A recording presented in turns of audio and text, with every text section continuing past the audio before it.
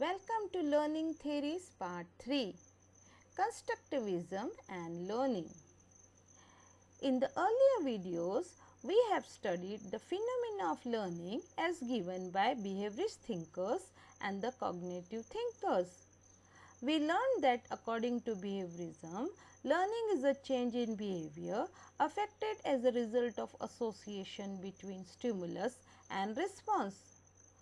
However, cognitive thinkers focus on the development of knowledge, that is, how people make sense of and remember information and ideas.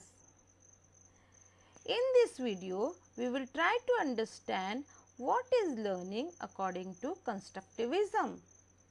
Constructivism is a theory which regards learning as an active process in which learner construct and internalize new concepts, ideas and knowledge based on their own present and past knowledge and experiences. Thus, it emphasizes the active role of learner in building, understanding and making sense of information.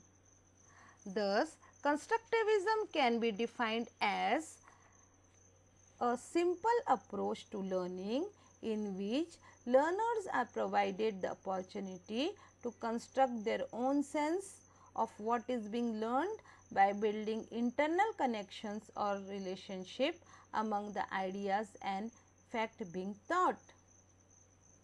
Constructivism also focus on scaffolding and zone of proximal development. Now, let us see the characteristics of constructivism. Constructivist instructional practices, whether in the area of science, social studies, reading, writing or mathematics, have the following characteristics in common. Learning and instruction is organized around some important ideas. Before the lesson is started, prior learning is acknowledged and the adequacy of the prior knowledge of the student is challenged. Also, the ambiguity and uncertainty is deliberately provided so that student can understand the difference between the prior knowledge they have and the present knowledge they are going to gain. Here the rote learning is not encouraged, but the students are taught how to learn. The learning process is viewed as a joint cognitive venture, that is, the whole class is involved in discussion process to develop a new ideas or form and new learning can take place. There are two types of constructivism as given by Vygotsky: cognitive constructivism and social constructivism.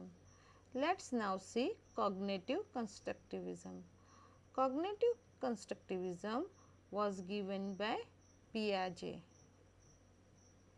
Its main concern is with thinking and learning. Piaget focus on how students think and learn and how they construct their own knowledge by making meaning of the thing learned. Cognitive constructivism have its own characteristics. According to Piaget, students construct their knowledge of the world around them. Learning is a search for meaning, looking for wholes as well as the part. To teach well, we have to understand what the students are thinking. Students' thinking depends upon the world they are surrounded of. Knowledge is constructed internally by the learner rather than transmitted from an external source. The student develop their own ideas about the world around them by interacting with the world outside. they try to develop their own ideas and construct their own knowledge about their ideas, having their perspective of thinking.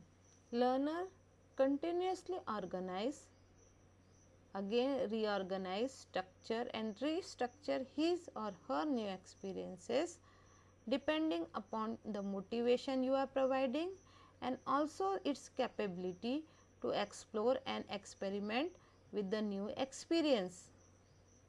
So, in the class, while teaching, teacher should ensure that the ideas presented to the students are properly conceived by the students, they are able to understand what is being taught. They should be encouraged to organize, reorganize and restructure and present the new experience they are gaining in the form of learning. Again, if the teacher is not motivating the students, the effective learning will not take place and student will not take interest in the learning process. Also, as said earlier, the learner's capability to explore and experiment is also as important as the environment in which the student is taught. If proper environment is provided to the student for the learning, student can develop new ideas and conceive new ideas and knowledge easily, and they can take interest in the taught lesson. Social constructivism. Social constructivism was given by Vygotsky. Vygotsky supports individual activity of learning as related to social activity. According to Vygotsky, learning is social as well as individual activity. He suggested that the student should be provided scaffolding while learning process is going on. Also, they should be encouraged to take their own responsibility of learning and try to develop their own ideas and construct their own knowledge. Vygotsky supports collaborative learning in which the student should be encouraged to talk about the issues among themselves and take the help of their fellow students as well as the teacher present in the class. Now, let us see the significance of constructivism. The significance of constructivism lies in the fact that it points to the need for teacher to ensure that the learning is about problem solving, communication and ability to evaluate and apply information far behind the recitation paradigm of traditional learning and emphasis on correct responses. Thus, constructivism helps teacher to design the environment for learning and ensure that it engages the learner collaborating with other learners and resources and experts to construct knowledge. In other words, through concept of social constructivism, the educator formulate means through which individual not only enhance their academic learning, erudition and scholarly skills, but also learn to establish a connection between their attitudes, norms, values and behavioral traits, action and emotions. Constructivist teacher encourage students to work in teams, get involved in group discussions and dialogue with both the teacher as well as with each other. Thus, teacher makes use of constructivist principles to promote and accept students' self-sufficiency and inventiveness. Students are encouraged to become more resourceful through the use of constructivist principle.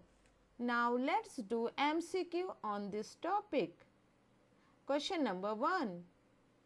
Constructivism focus on answer of question 1 is C, because constructivism is a theory which regards that learning is an active process in which the learner constructs its own knowledge.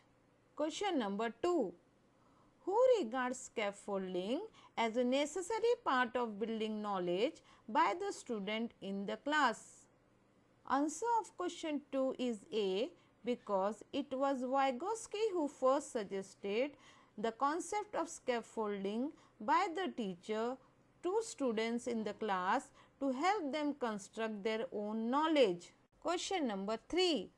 Which learning theory talks about zone of proximal development, that is ZPD? Answer of question 3 is B, because concept of zone of proximal development was suggested by Vygotsky, who was a social constructivist.